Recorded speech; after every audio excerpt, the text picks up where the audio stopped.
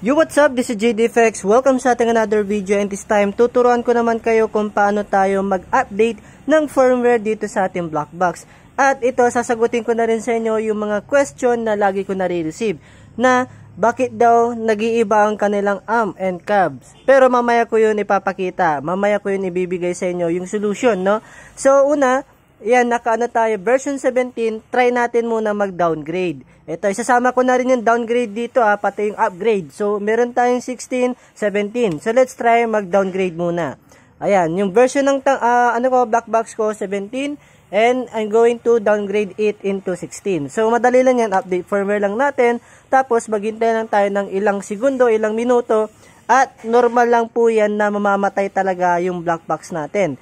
Okay, normal lang po yan, huwag kayong kakabahan. Kasi, on the process siya, no, nag-update na siya. And ito, hopefully, tumagal siya na mag-update. Hopefully, para masolusyonan natin yung mga lagi nyong tinatanong, bakit ang bagal mag-update. Ayan, so, as you can see, sobrang tagal. Halos walang nangyayari, no? So, hintay lang natin ng ilang segundo pa. Tapos, kapag ayaw talaga mag-update, try natin yan solusyonan. And as you can see, sobrang tagal, di ba? Verify autopile. So, ang tatry natin yung mga ilang method dito para mapagana siya.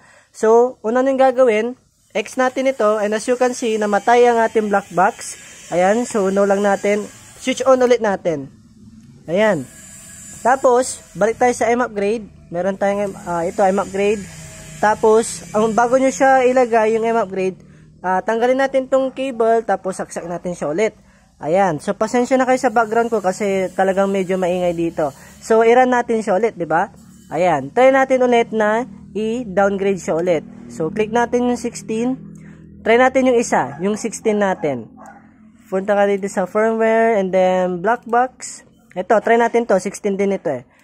Ayan, so naka 16 na siya. So, from 17, ito yung 16 natin. Ito. Ayan. So, let's try again. So, update firmware. Kung mag-update na siya or matagal pa din, no? Ayan, so check natin kung gagana na siya or mag-update na siya matapos natin gawin yung ginawa natin kanina. Ayan. So, hintayin natin ng ilang segundo. Ayun. Nag-downgrade na siya. And as you can see, ganito yung nangyari naman sa akin. So, bakit ganito nangyari? Gawin mo lang, patayin mo, tsaka switch on mo. So, di ba okay na? Pero, bakit ganun? Version 16. No? Version 16 na yung Blackbox ko, na-downgrade na natin. Bakit ganun pa rin yung yung amp natin, bakit hindi nagbabago? O, diba, as you can see, hindi nagbabago yung amp natin. Pati sa cab, ganun din. Hindi nagbabago. Naka-chop tone preset pa din. So, ipapakita ko ngayon siya kung paano siya ibabalik sa dati. May dalawang choices tayo. Ayan, nakita nyo na yung amp and cab natin. Try natin mag-upgrade. Ayan. So, mag-upgrade na tayo into 17 ulit. Ito na yung 17. So, open natin yan. Ayan, tapos, ayun, naka-17 na, diba?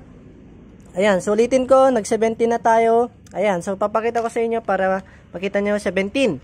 Diba? Tapos, update firmware. Kapag matagal siya ulit mag-update, ulitin nyo lang yung ginawa natin kanina. Okay?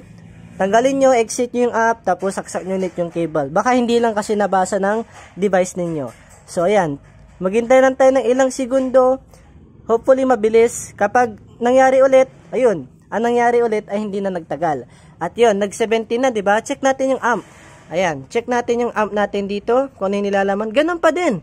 Walang nagbabago, diba? Ganun pa rin yung amp and cab natin. Walang changes na nangyayari. Ngayon, paano natin ibabalik yun sa dati? Yung mga 8 diesel, yung high gain, yung mga OE twin, yun. So, ang gawin nyo lang, punta kayo sa, MFX. Ayan. Punta kayo sa MFX, tapos, open lang natin ito. Wait lang. Ayan. Again, to guys sa laptop and computer lang to magagawa. Sa mobile kasi, hindi pa siya pwede. Wala pang features doon na pwede tayo makapag-reset ng mga amp and cab. So, may papakita ko sa inyo. So, ito yung Blackbox natin. Ulitin ko. Papakita ko ulit sa inyo yung Blackbox na nilalaman. Naka-chop tone pa rin, no? Chop tones pala, I mean. So, ganyan, di ba? Ibabalik natin yan sa dati. Okay? So, ang gagawin nyo lang, ito. Itong Restore Factory. So, i-zoom ko siya. Ito ang pipiliin ninyo. Ito, Restore All Factory Amp. So, click natin yan. Tapos, click nyo lang yung OK. Ayan. Hindi natin ito OK. Tapos, hintay lang natin na mabalik siya sa dati. Okay? So, naka-choptone preset tayo, tapos ibabalik natin siya sa OE Twin. So, hindi siya nagbabase sa firmware, okay? Dito siya nagbabase. Ayan. Hindi siya firmware, hindi sa firmware ang dahilan. Okay, dito lang, i-reset nyo lang siya. So, ayan. So, sabi niya, successfully, please open again. Siyempre, open natin ulit ito. Ayan. Tapos, check natin yung, natin, black box, kung napalitan na yung amp and cab. Oh, check natin. Oops, wait lang. Hindi ko maklik. Oh, 'di ba? Nagbago na. Bumalik na sa default. Oh, 'di ba ito yung amp natin? May 8 diesel na. Ayan. Oh, 'di ba? Dito sa cab, check natin. Bumalik na sa dati, 'di ba? Ito yung pinaka first version ng amp and amp. Bumalik na. Ngayon, paano may babalik doon sa kanina, yung mga chop tones? Well, ang pipiliin nyo lang ito, yung nasa baba. Ito, yung Restore All Chop Tones Amp and IR. Yan lang yung pipiliin nyo kapag gusto nyo bumalik doon. Tapos, click nyo lang yung OK. Ayan, tapos maghintay lang kayo ng ilang segundo. Check natin kung babalik siya sa dati. Tapos, sabi dito, pagkatapos mag-writing data, i-reset natin o re-restart natin siya. Pinakita ko na sa inyo yung kanina, yung nilalaman ng default amp and cab natin. Ayan, so, next natin gagawin, X natin ito, X din natin yan para mabasa niya. Tapos, check natin ulit yung black box natin. Then, nandito na, bumalik na. O, diba? Napalitan ulit. Diba? Napalitan siya, bumalik ulit dun sa chop tones. So, hindi siya sa firmware ang dahilan. Kundi, dito yan, dun sa, itong dalawang ito. Ayang restore na yan, okay?